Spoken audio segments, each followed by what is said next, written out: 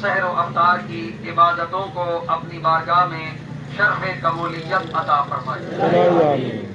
ان دعاؤں کے ساتھ ساتھ میں انتہائی ملتمس ہوں ان جوانان سے جو سامنے موجود ہیں اور بزرگان سے کہ میرے نعروں کا جواب جذبے سے، جدت سے، حدت سے اور جنون کے ساتھ دیں، تاکہ پتہ چلے کہ آپ لوگ رمضان المبارک کی گرمی کی شدت و حدت میں بھی اپنے فلسطین کے ان سنی شیعہ مظلوم بھائیوں کی حمایت میں نکلے ہوئے ہیں۔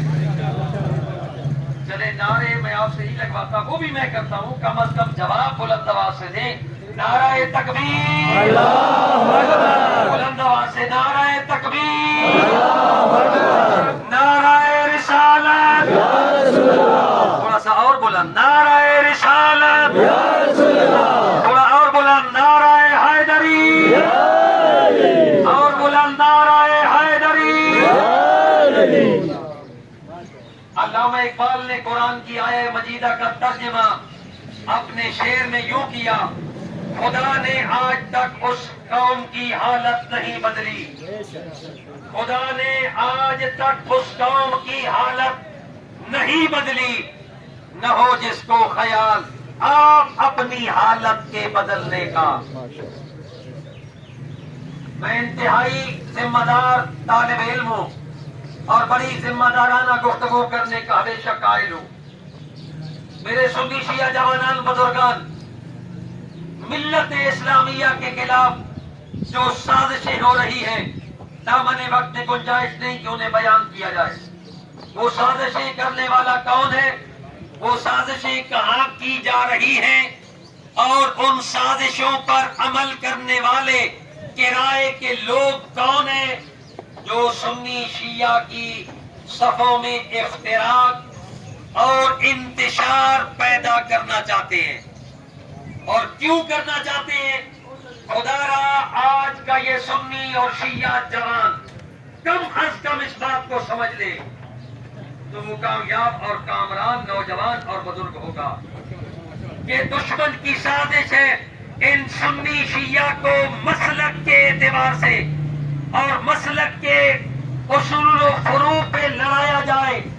جب یہ اصول و فروع پر لڑتے رہیں گے تو پھر انہیں وہ اسلام کا حقیقی پیغام، وہ اسلام کا حقیقی عنوان جس کے سائے تلے انہیں ایک اور نیک ہو کر چلنا تھا، یہ اسے فراموش کر دیں گے۔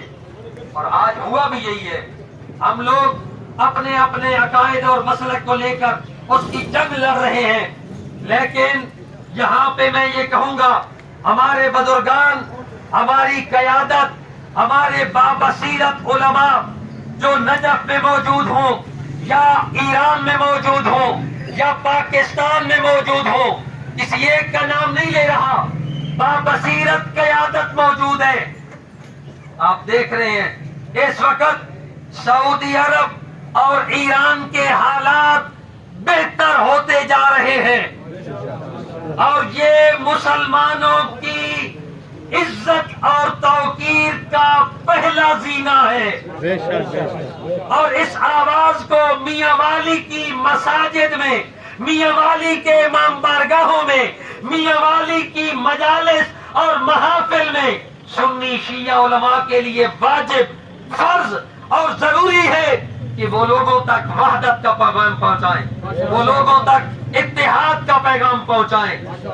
اب تو اس وقت اگر اس مہینے کی آپ اگر تراویح کی وہ نمازیں دیکھیں اور ان میں ان علماء سعودی عرب کا خطبہ دیکھیں تو آپ سنیں گے اور حیران ہوں گے کہ علماء نے خطبات کیسے دیے۔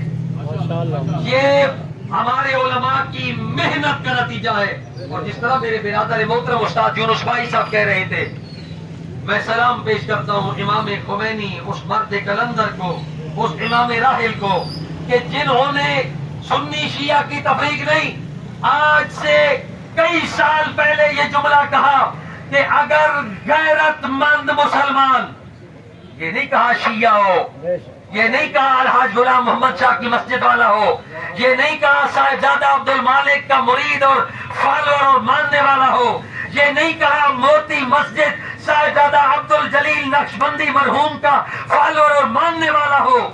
کہا امام خمینی نے، جملوں پہ غور کرنا، وہ غیرت مند کلمہ لا الہ الا اللہ پڑھنے والا جو مسلمان ہے، جو اسلام کا نام لیوا ہے، وہ غیرت مند ہے.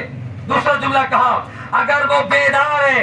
تیسرا جملہ کہا اگر وہ حمیت اور غیرت رکھتا ہے. چوتھا جملہ کہا اگر کہا وہ باشعور ہے، باضمیر ہے. کرے کیا؟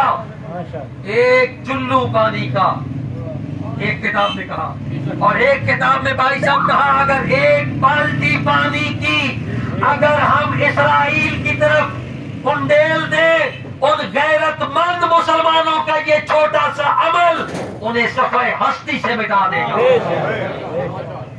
یہاں سے معلوم ہوا کسی توپ کی، کلاشنکوف کی، بندوق کی، راکٹ لانچر کی، بم بلاسٹ کی اور کارتوس کی ضرورت نہیں ہوتی. مومن جب لڑتا ہے تو وہ ایمانی، روحانی، جسمانی اور الہی طاقت کے بل بوتے پہ لڑتا ہے.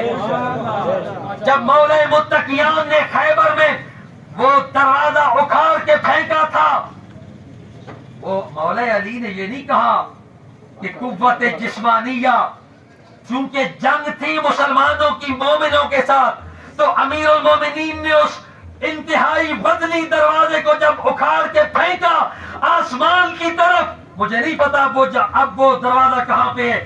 جب وہ دروازہ اکھاڑا تو کہا لوگوں یہ علی نے قوت جسمانیہ نہیں بل قوت ربانیہ، علی اللہ کا عبد ہے اور اس مالک کی طاقت سے اس خیبر کے قلعہ کو اکھاڑا. آج بھی اگر ہم لوگ متحد ہو جائیں، اگر صفحے اتحاد میں آ جائیں، اگر پرچم اسلام کے سائے تلے ایک اور نیک ہو کر چلے، اگر محراب سے، مسجد سے، منبر سے یہ ایک ہونے کا پیغام ملے، تو وہ وقت دور نہیں کہ ہم قبلہ اول کو بھی آزاد کرا لیں. اللہ رب العزت آپ کی توفیقات خیر میں اضافہ فرمائے اور ہمیں ایک بابصیرت مسلمان بننے کی توفیق عطا فرمائے، ہماری صفوں میں اتحاد قائم فرمائے. اس ماہ مبارک کی ہر لمحہ، ہر لحظہ کی قلیل و کثیر عبادت کو خالق قبول فرمائے. ان نعروں کے جواب کے ساتھ اور بلند جواب کے ساتھ ہم اپنی ریلی کو پرامن طور پہ منتشر کر دیں گے، لیکن بلند جواب ہو. نعرہ تکبیر، دونوں ہاتھ بلند کر کے نعرہ تکبیر، نعرہ رسالت، بلند ہاتھوں سے نعرہ رسالت، بلند آواز سے نعرہ حیدری، مل کے بلند آواز سے صلوات. بہت مہربانی، شکریہ، جزاک اللہ.